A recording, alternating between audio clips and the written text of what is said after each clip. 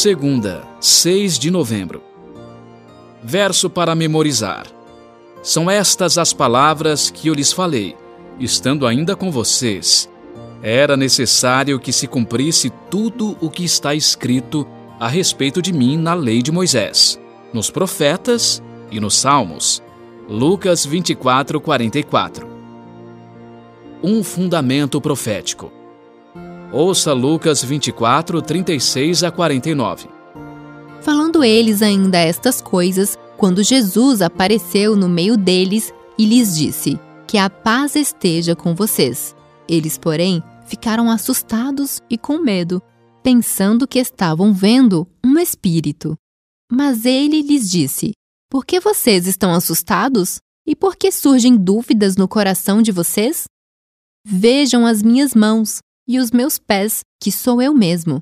Toquem em mim e vejam que é verdade, porque um espírito não tem carne nem ossos, como vocês estão vendo que eu tenho. Dizendo isto, mostrou-lhes as mãos e os pés. E por não acreditarem eles ainda, por causa da alegria e como estavam admirados, Jesus lhes disse: vocês têm aqui alguma coisa para comer?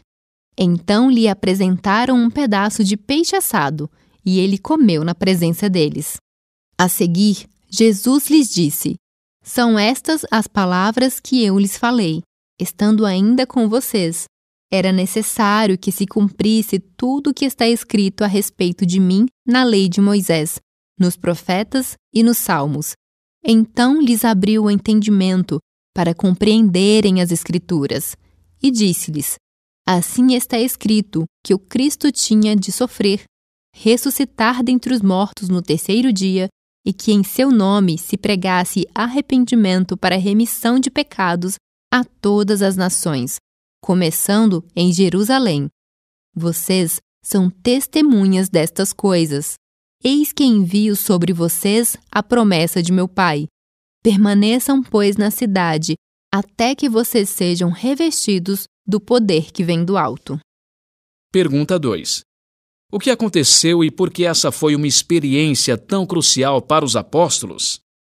A princípio, os discípulos não creram por medo. Então, quando viram Jesus e tiveram certeza de que ele estava vivo, não creram por causa da alegria. Você já sentiu que algo era bom demais para ser verdade? Essa foi a experiência dos discípulos e dos outros no cenáculo. Contudo, se Jesus os tivesse deixado apenas com essa experiência, quando ele partisse, talvez a fé deles não tivesse perdurado.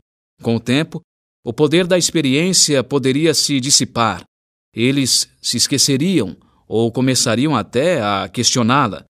Jesus não se contentou apenas em mostrar-lhes suas cicatrizes e comer peixe diante deles. Ele os conduziu à palavra e lhes mostrou o fundamento profético de sua obra e de seu ministério.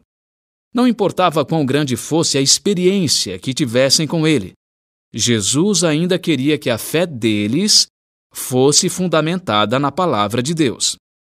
Também encontramos nesse relato uma motivação para o testemunho, a palavra de Deus.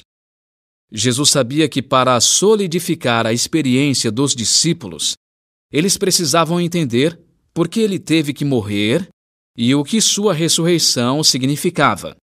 Era necessário que a cosmovisão deles fosse mudada de um reino político e terreno para a grande solução para o pecado e a vitória de Cristo sobre a morte. O Evangelho era muito mais do que conquistar a soberania política para Israel. Revelava a vitória de Cristo sobre Satanás e garantia que um dia a maldade seria destruída, a terra seria recriada e Deus estaria entre o seu povo. Ele lhes abriu o entendimento para que compreendessem essas verdades que deveriam compartilhar com o mundo.